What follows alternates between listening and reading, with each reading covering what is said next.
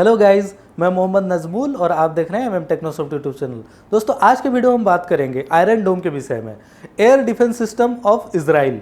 आपको मालूमात होगा इन दिनों में आयरन डोम बहुत चर्चा में है। इसका की पॉइंट्स क्या है और एक कितने रेंज में काम करता है और इसकी लागत क्या है, एक इंटरसेप्टर मिसाइल की लागत कितने की है और ये कब बना था, XYZ, इसके बारे में पूरी तरह विस्तार से मैं चर्चा करूंगा।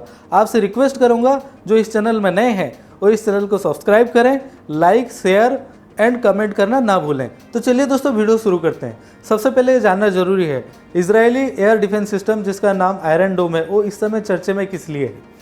आपको मालूमात होगा अभी इजराइल एंड फिलिस्तीन के अंदर वार जारी है। फिलिस्तीन क्या है? फिलिस्तीन जो कि यहाँ पे देख सकते हैं दो पार्ट में डिवाइडेड है, एक वेस्ट बैंक है और एक गाजा पट्टी है। गाजा पट्टी के अंदर एक ऑर्गेनाइजेशन है जिसका नाम हमास है।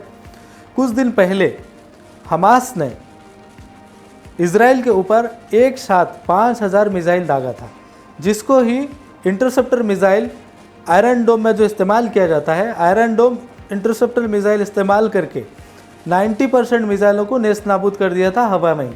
इसलिए अभी इस समय इंटरसेप्टर मिसाइल आयरन डोम चर्चे में है। इसके की पॉइंट्स क्या हैं? पॉइंट नंबर 1, ये छोटी दूरी का ज़मीन से हवा में मार करने वाला एयर डिफेंस सिस्टम है, जिसमें एक राडार और तामीर इंटरसेप्टर मिसाइल शामिल है, जो इजराइल पर हमला करने वाली मिसाइलों या रॉकेट को ट्रैक करके उन्हें बेअसर कर देता है। इसका उपयोग रॉकेट, तोप, मोटर के साथ साथ विमान, हेलीकॉप्टर तथा मानव रहित हवाई वाहनों UAV का प्रतिरोध करने के लिए इस्तेमाल किया जाता है। ये दिन और रात सभी मौसम में कार्य करने में सक्षम है। इसे राज्यों द्वारा संचालित राफेल एडवांस डिफेंस सिस्टम और इजराइल एरोस्पेस इंडस्ट्रीज द्वारा विकसित किया गया है तथा वर्ष 2011 में तैनात किया गया था। इसे तैयार करने में 3 लाख करोड़ रुपए का खर्च हुआ है और एक इंटरसेप्टर मिसाइल का कीमत 30 से 40 लाख का होता है। राफेल इसका सफलता रेट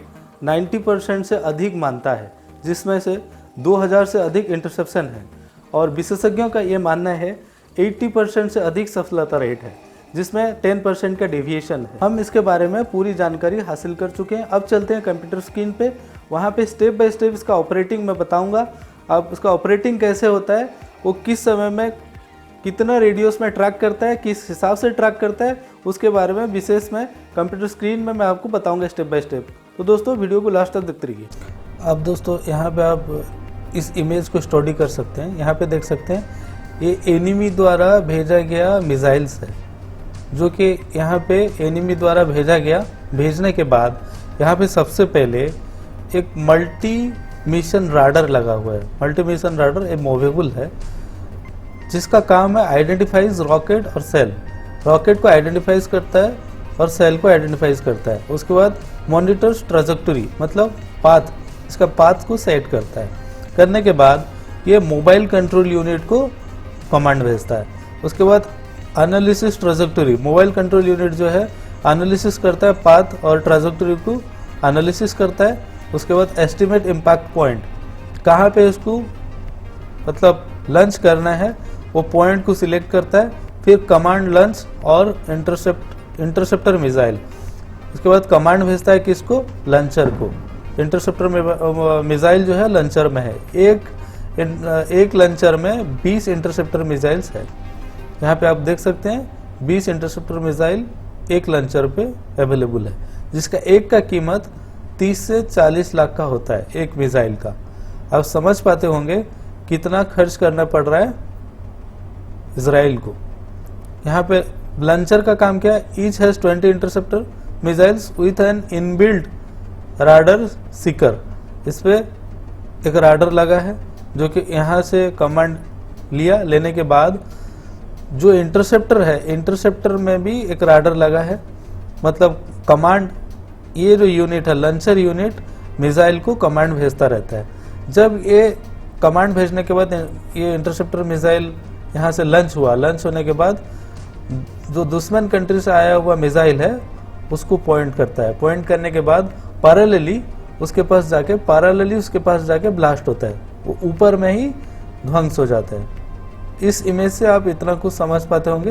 यहाँ पे देख सकते होंगे तामीर इंटरसेप्टर, लेंथ उसका 3 मीटर का होता है, वेट 90 kg का होता है एक। 80 किलोमीटर तक रेंज को ये भेज सकता है। Mobile system to intercept rocket with range of 4 kilometre to 70 kilometre, maximum 80 kilometre तक ये रेंज को कवर कर सकता है। बेहतर समझने के लिए हम यहाँ पे दूसरे इमेज को हम समझते हैं। सबसे पहले आयरन डोम शील्ड, आप यहाँ समझ पाएंगे ये डोम शेप में, इसलिए इसका नाम आयरन डोम रखा गया है। इतना रेंज तक ये कवर अप कर सकता है डोम शेप में। सबसे पहले point number 1, enemy rocket fired, मतलब एनिमी यहाँ से रॉकेट फायर किया।